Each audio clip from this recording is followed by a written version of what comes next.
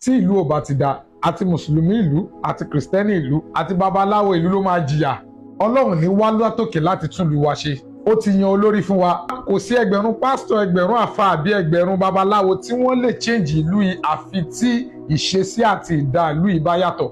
Ìfàsẹ́yìn ìlú yìí dẹ̀ bẹ̀rẹ̀ látara bí tá à ń pè ní education. Àwọn èèyàn ti ṣì mú àmọ̀ yàtọ̀ nínú tá à ń pè ní education àti tá à ń pè ní school. Education means a theory or a body of knowledge or a process of imparting or acquiring a particular knowledge as a profession. Ohun tí wọ́n ń pè ní education ó ní pé kó lọ kọ́ ẹ̀kọ́ àti mímọ̀ kan láti lè solve a particular problem. Tí o bá wá rò yí pé o wà educated ṣùgbọ́n tó ní education lé lórí yẹn ò lè solve problem, o lọ sí school ni o wà educated. Torí pé gbogbo education ló gbọ́dọ̀ ní profession nínú. Education àti knowledge ni wọ́n jọ ń rìn. Ohun tí wọ́n bá fẹ́ fún yẹn gẹ́gẹ́ bí èèyàn ni pé ó fẹ́ fún ọ gẹ́gẹ́ bí profession. Kí là ń pè ní profession? Profession is a vocation where individuals are expected to apply their expertise in the service of others. Kí àdánwò ṣẹlẹ̀ bí kí èèyàn ní issue kó wá ṣe wípé wọ́n ni wọ́n wá pè láti wá solve gẹ́gẹ́ bí profession ẹ̀. Ó ti wípé education ló ní knowledge. Ibi tí a ti wá fẹ́ acquire knowledge yẹn ó ní school. Kí wá ló fẹ́ dà fún wọn ènìyàn ó ní kó di profession ẹ̀. Ẹ jẹ́ ká fi ìjà ẹ̀sìn sílẹ̀ náà. Tó bá ti kírun wá wọná, tó bá ti gba Jésù lọ́ba, ò ní rí ìjọba ọ̀run wọ̀. Ẹ má fi ìṣẹ̀ṣe kalẹ̀ sí àwọn bàbá wa ní kò lè gbé wa débì kankan. Torí pé nǹkan mẹ́tẹ̀ẹ̀ta yìí Olúwa ló máa judge ẹ̀. Kò dẹ̀ sí ẹgbẹ̀rún wòlíì, ẹgbẹ̀rún pásítọ̀ àbí ẹgbẹ̀rún babaláwo tí ó lè yí ayé padà tí a bá yí padà fúnra wa. Ọ̀tọ̀ ní iṣẹ́ àdúrà nílùú, ọ̀tọ̀ ní iṣẹ́ tó yẹ ká ṣe nílùú. The essence of knowledge ó ní wípé kò lè fi solve problem. Wọ́n tó ń gbọ́ mi wà ní lábúrò lẹ́gbọ́n àbí lára. Ohun tó lọ study ní school yẹn kí ló ti fi ṣe? Ṣé n tó lọ study ní school yẹn ṣó ṣe solve social problem ṣá?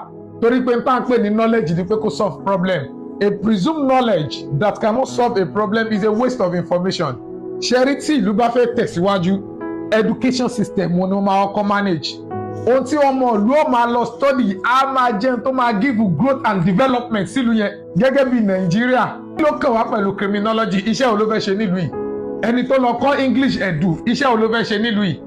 Ká gbọ́ òyìnbó kò túmọ̀ sí pé yẹn wà educated, ó gbọ́ èdè lásán ni. Graduate wa pọ̀ lọ tí a wá ń sọ òyìnbó bí ọ̀pẹ rẹ̀ ṣùgbọ́n tí ó bá di bí ká solve problem wa lè solve ẹ̀.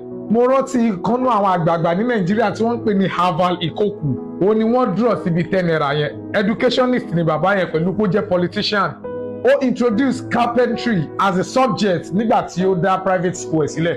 Ohun tá a nídìí ní yunifásitì kì í ṣe bí èbó. Ohun tá a nídìí ní technical skills tó lè solve problems. Mélòó ẹni tó lọ study agriculture tí ó dá lómi soil àti clay soil mọ́. Ó wà nílùú wa ilẹ́ni tó study Yorùbá tó ṣe pé báǹkì ló ti ń ṣiṣẹ́. Ọ̀pọ̀lọpọ̀ èèyàn ló study physics tó ṣe pé manager ní nílé epo. The question is it about certificate or problem solving? Tó bá ṣe pé certificate ló fẹ́ fún wa ní development ṣe bẹ́yìn náà lẹ́tùn máa bèrè yí pé kéèyàn ní 5 years experience. Ẹni tí ó ṣẹ̀ṣẹ̀ jáde ilé ìwé ẹlẹ́ntẹ́ fẹ́ gbà síṣẹ́ àfikún ní 5 years experience níbo ni kò ti rí? Ṣùgbọ́n tó bá ṣe wípé problem solving ni ìyẹn ò ní the experience nínú. Torí wípé gbogbo tó bá ti jọmọ́ technical or vocational skills on the job lórí bí èèyàn bá ṣe ń kọ́ ẹni ó ṣe máa dá sí lórí ẹ̀. Èèyàn ò ní kọ́ bábìn láyé ó dìgbà tí ó bá tó mọ onúgẹ̀ kó tó graduate. Ṣùgbọ́n tí èèyàn bá study economics ní school ó máa gba certificate ẹ̀ ṣùgbọ́n kò ní lè define ìyàtọ̀ láàrin want àti need. Ẹni tó study anatomy lónìí kò mọ yàtọ̀ nínú tí wọ́n pè ní esophagus, alimentary canal àti throat. Ṣùgbọ́n tí èèyàn bá lọ kọ́ furniture ó dìgbà tí ó bá tó mọṣẹ́ kó tó ṣe freedom. Bẹ́ẹ̀ ẹni tí ó bá lọ kọ́ bí wọ́n ṣe ń kọ́lé àbí ìdìrí. Mo fẹ́ jẹ́ kẹ́ ẹ mọ̀ wípé àwọn bricklayer tí wọ́n lọ ń ṣiṣẹ́ yẹn wọ́n mọ iṣẹ́ ju ẹni tó lọ kọ́ engineering lọ ní school.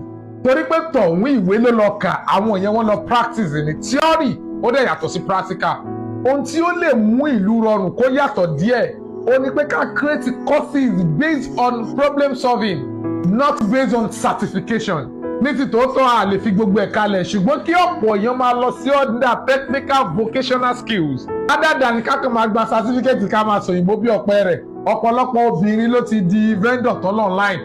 Approximately over 1.9 million people ni wọ́n ṣe JAMB lọ́dún yìí. Bẹ́ẹ̀ kẹ̀dẹ̀rẹ̀ universities máa admit over 600,000 students. Àti sọ polytechnics àti colleges o. Automatically more than 1 million graduates ó ní àwọn institutions wa máa produce yearly. Kó tó di pé àwọn èèyàn graduate lọ́dún unemployment rate wulẹ̀ ti ga. Àwọn èèyàn kọ́kọ́ ríṣẹ́ àwọn èèyàn tún wá ń jáde iléèwé kò tún wá síṣẹ́. Bẹ́ẹ̀ kẹ̀dẹ̀rẹ́ iṣẹ́ wà, ìṣe ìlú àti ìdá ìlú ni wọ́n fi ojú àwọn èèyàn síbẹ̀. Nínú solutions wa ni pé kí Nigeria government kí wọ́n change curriculum, educational system wa poor. I can say it frankly that ọ̀pọ̀lọpọ̀ ẹni tó jẹ́ graduate nílùú yìí wọ́n lè defend the certificate wọn. Kálukú kan lọ sí kíláàsì ni wọ́n dẹ̀ prepare fún exam ni kálukú ń prepare fún.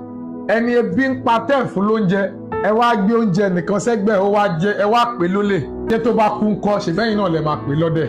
Tí ìjọba ò bá ti bá wa dá sí, gbogbo ìwọ tó wá ń fi ọmọ sílé ìwé tó ò bá fẹ́ fi owó ṣòfò, tí ò dẹ̀ fẹ́ jẹ́ kọ́mọ ẹ ṣẹrú lọ́la, tí ò bá dẹ̀ fẹ́ jẹ́ kí ọmọ ẹ máa wáṣẹ́ kiri lọ́la bí ọmọ ẹ ṣe ń kàwé, bẹ́ẹ̀ náà ni kò jẹ́ kó máa ní skills o. Ẹ má jẹ́ kí ọmọ yín gbọ́ èbó nìkan, ẹ kọ́ wọn ní technical skills. Ìgbà kan ń bọ̀ nílùú yìí tí òyìnbó ò ní wúlò mọ́. Ta ló lè ṣe ló máa jẹun, kì í ṣe ta ló lè sọ.